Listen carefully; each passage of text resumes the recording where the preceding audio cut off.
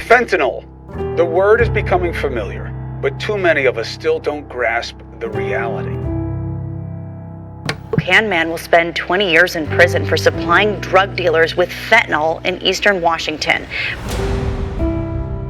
A huge drug seizure in Orange County. The sheriff there says they found so much fentanyl that it was enough to overdose every person in Orange County. And authorities say the problem's getting worse. KCAL 9 Orange County reporter Stacey Butler.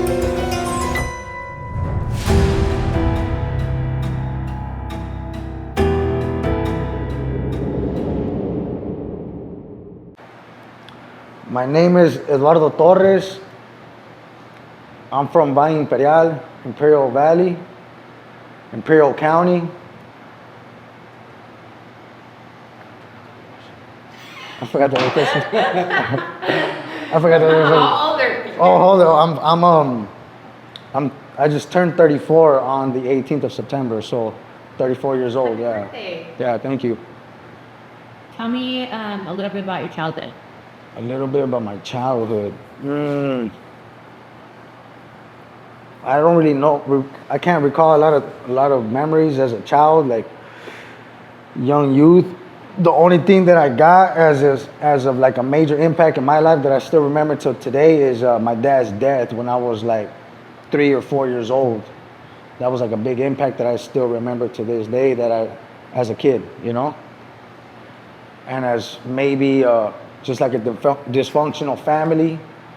After that, it was just a wrap. Everything started dying off. Like my brothers and my sister, everybody just departed. Boom, boom. My mom was raising us on her own, and nothing but bad stories I can say from that. You know, things that I didn't want to do, I had to do because I was a child, the smallest one out of four. So I didn't really know what was going on. I just adapted to it, and it was normal for me, you know. So I just remember going to Mexico. My mom used to take us to Mexico. All my family's from Mexico. I got maybe 4 or 5 family members over here, you know, but the rest is over there. So we would go every weekend. Dad and I go visit the family over there, and I didn't like it. We didn't like it. Me and my brothers didn't like it. It was just a whole different type of environment with the kids from over there and us. But we still did it, right? And that's because we had to do it. We had to go with our moms and just respect. And but that's what I'm talking about right there, like maybe 3, 4, 5, 6 as a youth, you know. And then I just started just slacking off, you know. Like it was just me, my brother, and then my sister, and then she just disappeared. She wanted to get out of the house because it was just all bad, you know. And nothing but love from my moms because she did what she had to do, right? As a mom, she gave us everything, roof, food, and everything, you know. But as of her raising us the way she did, she probably thought it was right, and we just fell with it, you know. But now that I see it, I'm like, damn, she did her best to fucking, you know, to give us all, you know. But it backfired on myself, on my brothers, my sister, because everybody just departed. Everybody, like, I chose just to go around, like leave my house all the time. I'm pretty sure that was her way to let me be, to just not be at home by myself, you know. No cable, nothing like that. So we were just living life. I don't know how to say it.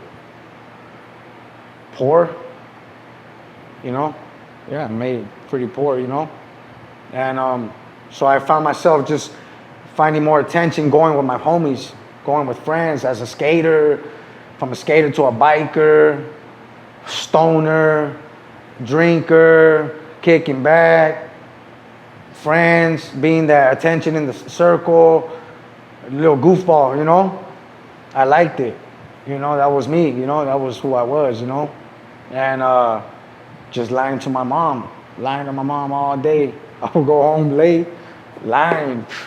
Where you go? I was over here with him, and I wasn't there. I was over here doing what I was doing, you know, getting high, smoking weed, you know, just living it up, liking it, what I was doing, you know.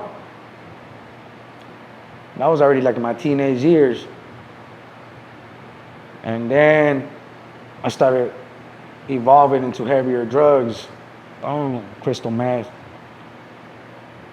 I used to be against heroin addicts with my own homies. And I remember I used to be like, man, like, get that shit out of here, you know? I don't want that. You boo, boo, boo. But eventually, I got strung out on it too. After years, you know, it took me years. How'd that happen? I started smoking it, you know?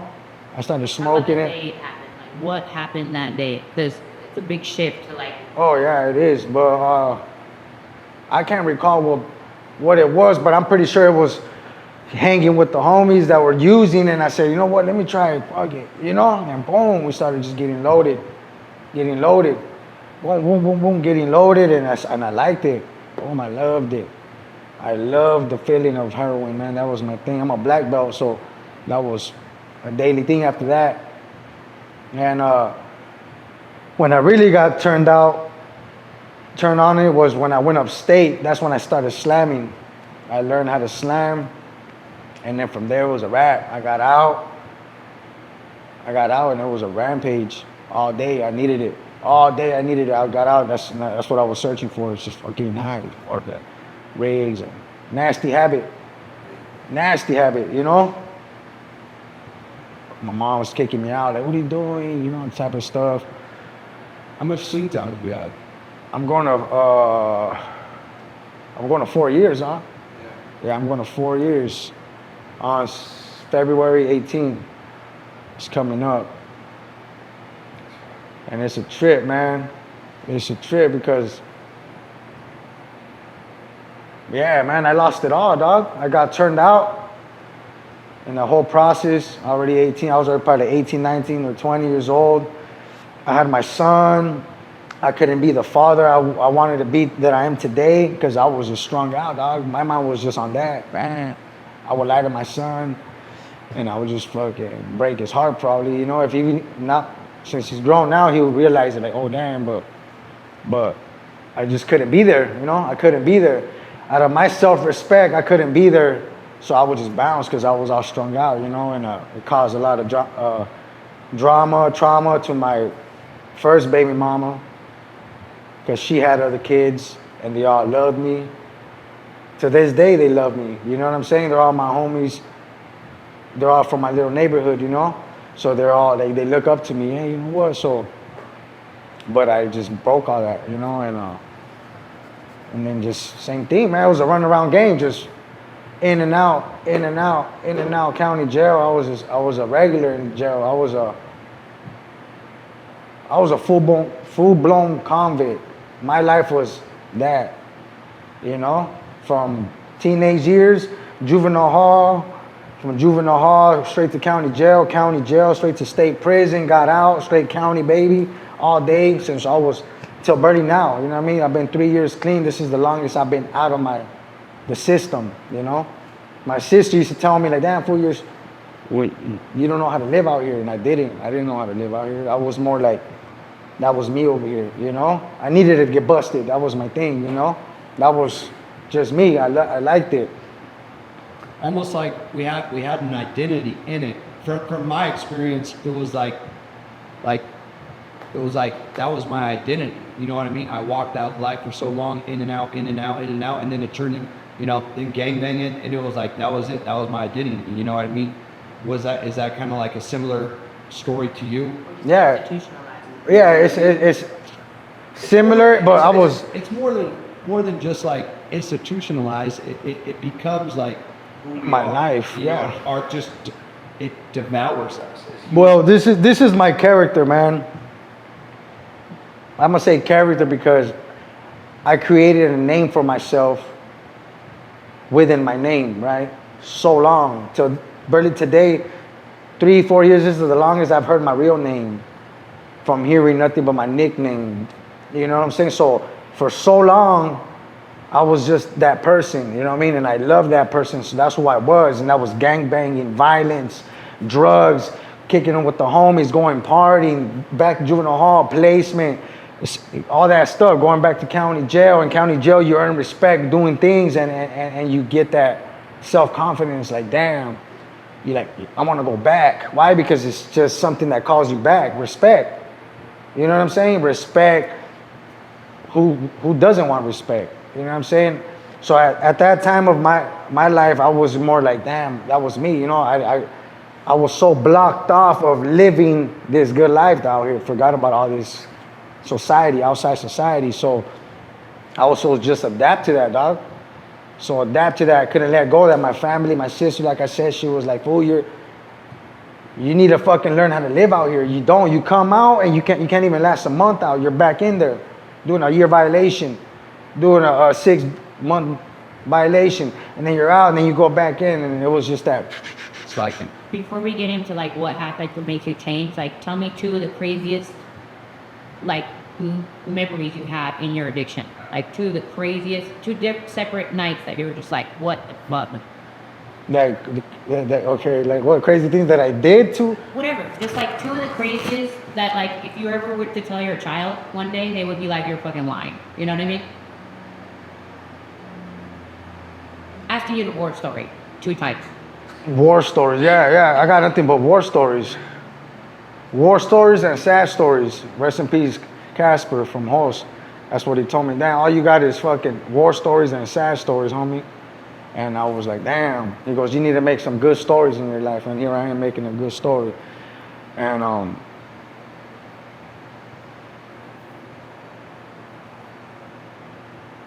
I think the worst thing I'd ever done for myself is choose drugs over my fucking kids. That's the worst fucking thing that I've done for myself, because today that's what I live with. I'm like, fuck, dog. Because I love them so much that I had to twist my life. That's one main thing that I'm like, damn. And I can tell you this because the mother of the child would tell me, like, damn, fool, like, it's either this, your daughter, or this, or your son, or this. And I fucking chose this. Boom, and I'll fucking bounce. And I didn't have no sympathy, nothing. I was just like, damn, I couldn't fucking. That's one of my main things that's not like war, but it's pretty bad, you know what I mean? I think it's bad for any parent that chooses drugs over their fucking kids, you know? And cannot get their mind right with it, realize what they're doing. What happened, like, to get you to the crossover? You know, like, what shift happened in your life where you busted? Like, what made you come out to San Diego? Because I know. Oh, yeah. Talk about, like, transfer. the last days you remember being on the streets and, like, what happened. So, look, this was already, well, I could say 5 years ago estimation, because I got 3 years clean, going to 4 years. I've been out, add another year to it. So 5 years ago, I was already in that mindset. Like, my mindset already, like, fucking to let go of everything. Why? Because I was tired of not making nothing for myself, right? I don't have nothing for myself at the moment. I had me and my kids, and that's it. If I died, they wouldn't have nothing, right? But the turnaround was that I was already feeding myself. I'm done with this. I'm done with this. I'm gonna keep a promise, and I'm gonna come out this last term that I did, this federal term, and I'm gonna do what I can, do what I do, take every chances that I can, and make it, right? And a lot of us say that when we're busted, right? But I was already tired of saying that. You know, I was already tired of saying, I'm gonna do this, dog, and come out and not do it. So I remember telling my cellies, maybe this was what helped me, telling my cellies, telling the homies, like, hey, dog, I'm done with this, dog. Like, I'm done smelling the same, dog. I'm done looking at the same people. I'm done looking at the same clothes, thinking that we're all fresh with the same CDCR fucking clothes. Like, this ain't life, homie. Like, I got fucking kids I gotta feed. And I remember telling my cellies this. And I was like, that's it, dog. I'm gonna fucking make it. And if not, then I'm just gonna do life, homie, or I'm gonna die. That's it. You're like, I'm gonna fucking go out or catch a fucking case if I cannot make it or not. And I fucking kept my promise, homie. I kept my fucking promise. I got out, and then I did good, and I relapsed. Boom. And that's how I got sent to San Diego, because I was asking them to send me the fuck out of my county, I said, get me out of here, dog. Like, get me out of here. I told my PO, I just needed somewhere that I don't know who's around me. That way I can start fresh. And she did. She said, well, we found a place for you in San Diego called Crash. And you just got to do a 3-month program, in fucking, in sober living, and you can come back. And I said, all right. So I did. I chose it.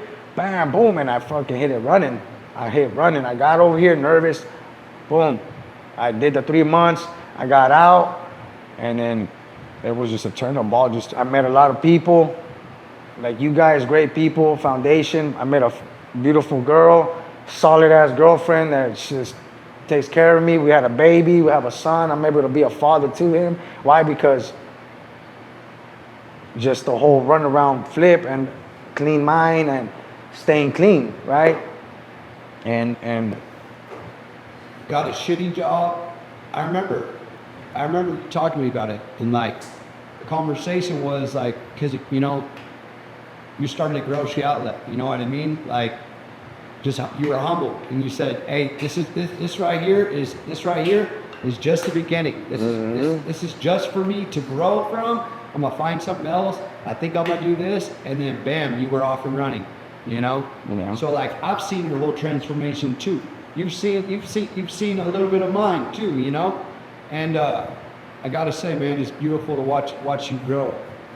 Hell yeah, man. I remember taking step by steps.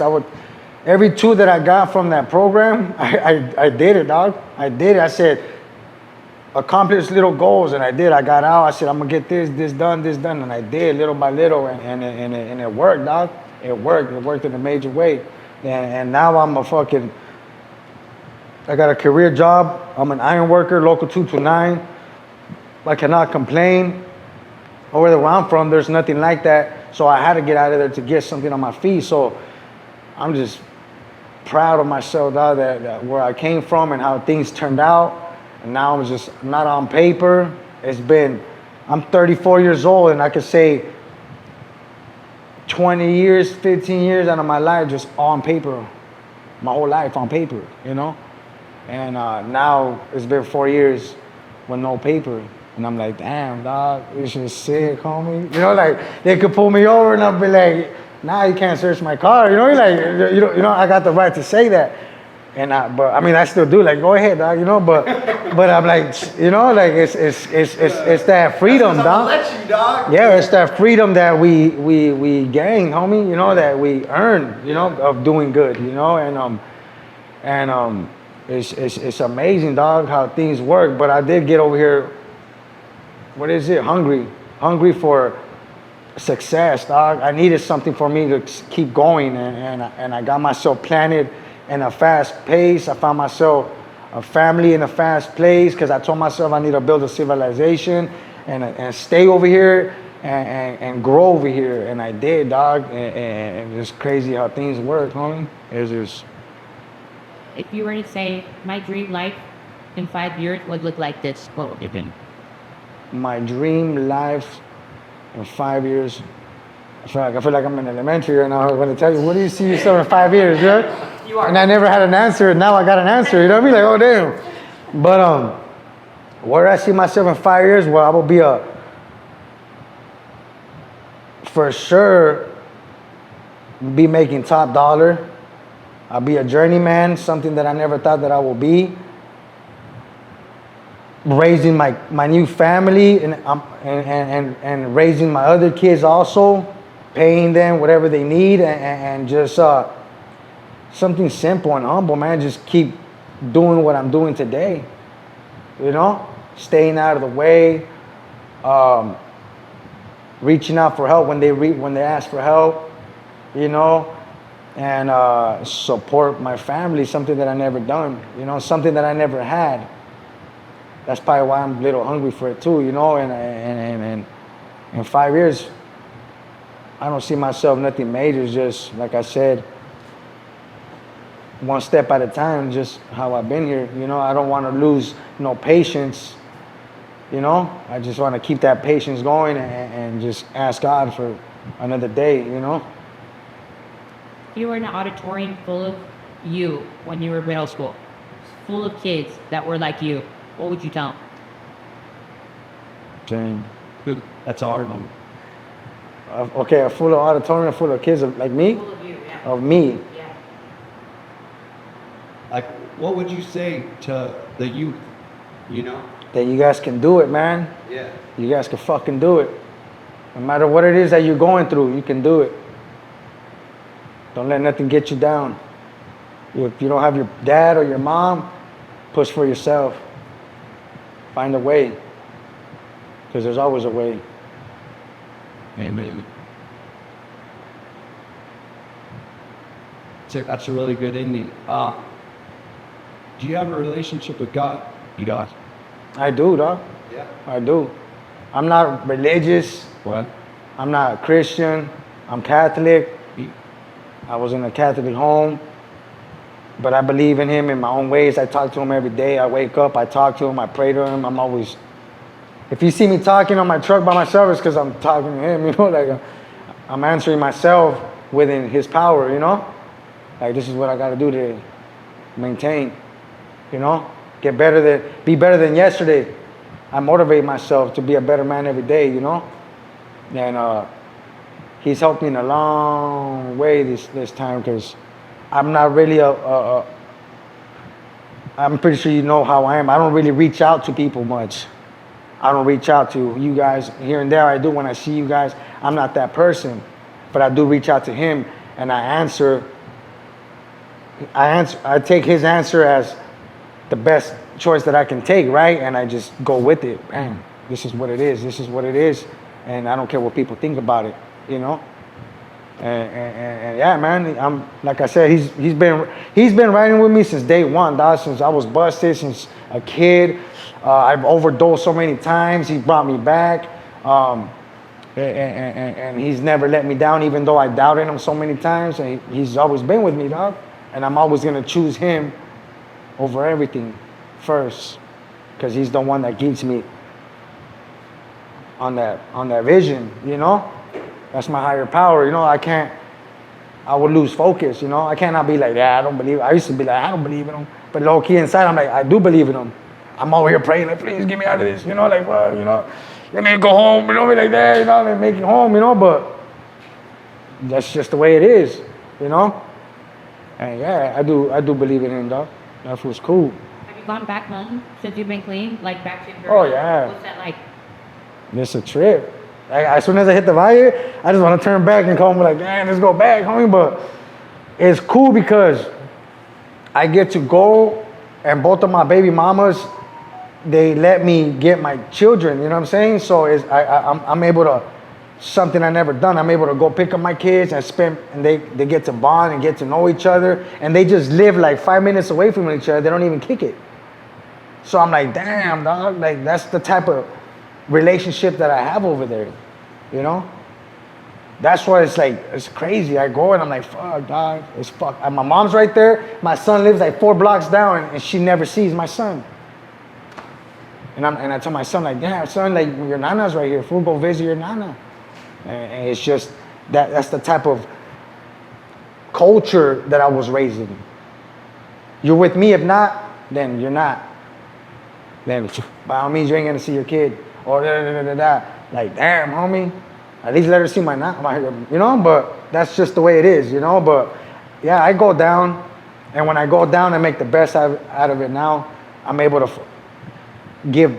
I'm not give, but yeah, give back, and I'm able to take out my family, go pick up my moms, pick up my kids, since they don't even see each other, and there's just not even minutes away. I get to like bond with them, have a cookout, buy my mom. Take her to fucking Victoria's Secret. Hey, get whatever you need. Mija, you too, mija, go order, you know, get whatever you want. I come back with $40 in my fucking bank account. I swear to God, dog. I come back broke, dog, but satisfied that I was able to do that for them, homie. I just fill up my tank, and I just come back to work again the next day, dog. And I'm proud to do it, dog. It's a blessing. It's a blessing. Oh, I love that. That's so good. It's got like 6 parts to it. It's got a lot of good shit. Yeah. You got anything else? You want to tell people? How to accept. You sorry, Trent. Well, I think. No, we're good, dog. You already know. I love you, homie. I love you too, homie. Me too. Yeah, I love you too, doggy. We're not done. We're done. Oh, I don't know. Are we done? I think that's good. So you got one more thing to say. I don't know what it is. But What is it? I remember when we not our words part, but when your ching was supposed to speak and you literally stepped up and saved her life. You know, she had like a moment where she couldn't, and you were like holding up. Oh yeah, at the right here in downtown. It's like the first time that I really was beautiful. You went up there like Denzel Washington. Yeah. You were spitting fire, you know. Yeah, and that's something that God gave me to do that. I ain't gonna lie. When I was at the program, He just kept telling, well, a voice. I'm gonna say a voice, right? Just kept telling me when you get out and you go, because I had to do all this NA things, right? He told me every time you go, just share, dog. Just fucking share, homie. Fuck what they say, just fucking share. That way you can get something out of it, right? That's what people say too. But that voice would always do it, and that's why I always did, you know? I always did. I fell off. I don't really go to how I used to, but I still will share, you know? And why? Because it just keeps me on that track, homie, grounded, you know? Like, makes me realize, like, what the fuck I'm doing this for, you know? And yeah, it's pretty cool. It's pretty. Everything about recovery.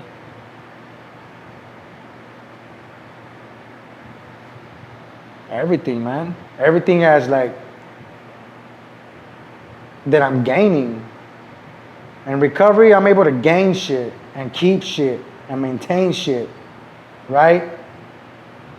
And not worry about the next day not having what, oh, I don't have this. Why? Because it's a repetitive cycle. And also, in my part, my story is like, I'm able to be a family man. You know what I mean? Like I'm in a household of women, and I'm actually like the man of the house, and I'm able to be there, you know. And they trust me, they respect me, they love me. Why? Because of who I am today, you know. And it's all because of recovery, you know. You get to meet all these nice people too, and it's a trip, homie, you know. But the best thing about recovery is just staying clean, you know, just maintaining it. It's hard. We get distracted, but we've been distracted all our lives, you know what I'm saying? Can't be that hard.